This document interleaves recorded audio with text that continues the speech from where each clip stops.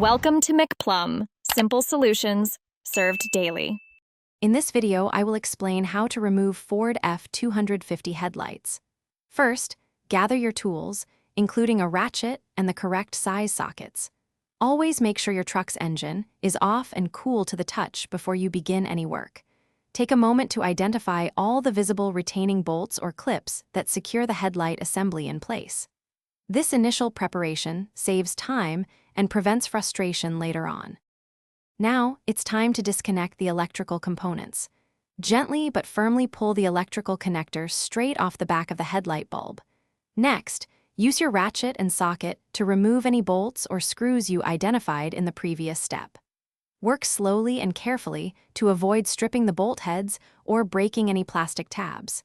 Keeping track of these fasteners is important for reinstallation. With all fasteners removed and electrical connections disconnected, you can now carefully pull the headlight assembly straight out from its housing. Sometimes, there might be a hidden clip or two, so a gentle wiggle can help. Avoid forcing it, as this could break the plastic. Once free, set the assembly aside in a secure spot where it won't get scratched or damaged. Before installing your new or refurbished headlights, take a moment to clean the mounting area, removing any dirt or debris. When you're ready, slide the assembly back into place, ensuring all tabs and bolts align perfectly. Reconnect the electrical connector firmly until it clicks. Double-check everything for a secure fit.